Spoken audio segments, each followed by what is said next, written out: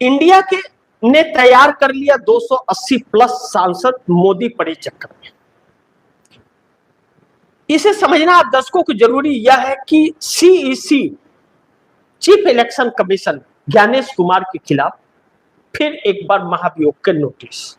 अभी हाल ही के दिनों में लोकसभा और राज्यसभा से उपराष्ट्रपति सीपी राधाकृष्ण और स्पीकर ओम बिरला लोकसभा से इन्होंने नोटिस खारिज कर दिया कि नहीं, हम आपके नोटिस पर चर्चा नहीं कर सकते, क्योंकि 193 लोगों का हस्ताक्षर थे सांसदों के, तो उसमें कुछ कमियां निकाल करके खारिज कर दिया। खारिज करने के लिए बहाना चाहिए था। अब नरेंद्र मोदी को डिलिमिटेशन पर 272 की जगह मात्र 251 वोट मिले तो चर्चा हुआ ना, कि नहीं हुआ? तो उस पर क्यों नहीं चर्चा हो सकती थी? क्योंकि वह सरकार का चुनाव आयोग दुखती नस है। उसी के सहारे नरेंद्र मोदी नाच गा रहे हैं या झाल मुड़ी खा रहे हैं या इधर उधर अनाप शनाप बयानबाजियां कर रहे हैं या टीवी चैनलों का, सरकारी टीवी चैनलों का सहारा लेकर के प्रचार प्रसार प्रपंच रच रहे हैं।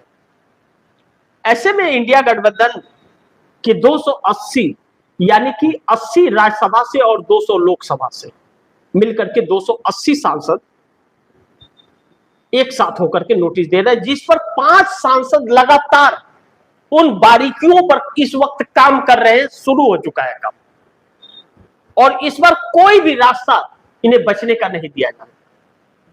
ऐसे में चुनाव आयोग पर चर्चा होगी तो पूरी दुनिया सुनेगी। विपक्ष यह जानता है कि हमारे पास बहुमत नहीं, लेकिन नीतीश और नायडू को घेरने की पूरी तैयारी है और सरकार को, और चुनाव आयोग की असलियत पूरी दुनिया सुनेगा। भले लोकसभा टीवी खत्म होने के बाद लाइव वीडियो तुरंत डिलीट कर देता है कि किसी के पास सबूत न रहे, लेकिन लाखों लोग उसको चला रहे हैं लाइव और वीडियो भी पड़े रहते हैं, सबूतों की कमी नहीं होती। लेकिन पूरा दुनिया सुन लेगा और समझ लेगा चुनाव आयोग कितना बड़ा चोर है। ऐसे में न्यूज 18 ने भी और भी कई नव भारत टाइम्स ने लिखा कि सीईसी ज्ञानेश कुमार के खिलाफ फिर महाभियोग प्रस्ताव की तैयारी, संसद में जीत से उत्साहित विपक्ष का अगला प्लान। आगे लिखता है कि संसद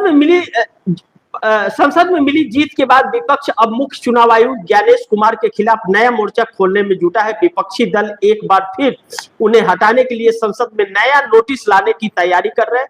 टाइम्स ऑफ इंडिया की रिपोर्टिंग में सूत्रों के हवाले से बताया गया है कि विपक्षी इंडिया गठबंधन के प्रमुख दल इस मुद्दे पर आपस में चर्चा कर रहे हैं और एक नए ड्राफ्ट पर काम शुरू हो चुका है।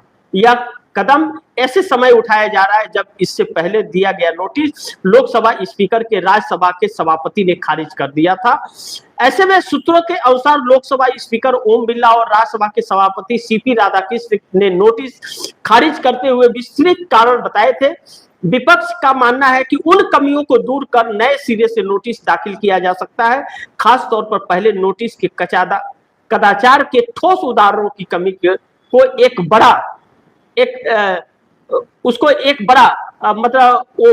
बड़ा मुद्दा बनाया गया था। सूत्रों के अनुसार कई प्रमुख विपक्षी दलों के नेता इस दिशा में आपसी बातचीत कर रहे हैं और जल्द ही मुख्य चुनाव आयुक्त ज्ञानेश कुमार को हटाने की मांग को लेकर के नया प्रस्ताव लाने की योजना बना रहे हैं। बताया जा रहा है कि कांग्रेस, तृणमूल कांग्रेस, समाजवादी पार्टी और डीएमके सहित कई दलों के कम से कम 5 वरिष्ठ सांसद मिलकर के नए नोटिस का मसौदा तैयार कर रहे हैं। इसमें कहा जा रहा है कि कांग्रेस तैयार कर रहे हैं। हालांकि अभी यह तय नहीं हुआ कि यह प्रस्ताव लोकसभा में लाया जाएगा या राज्यसभा में या फिर दोनों सदनों में एक साथ पेश किया जाएगा, जैसा कि पिछली बार किया गया था। 200 सांसदों के हस्ताक्षर जुटाने की कोशिश। इस बार विपक्ष अपने प्रयास को और मजबूत बनाना चाहता है। बताया जा रहा है कि विपक्षी दल कम से कम 200 सांसद के हस्ताक्षर जुटाने की रणनीति बना रहे हैं।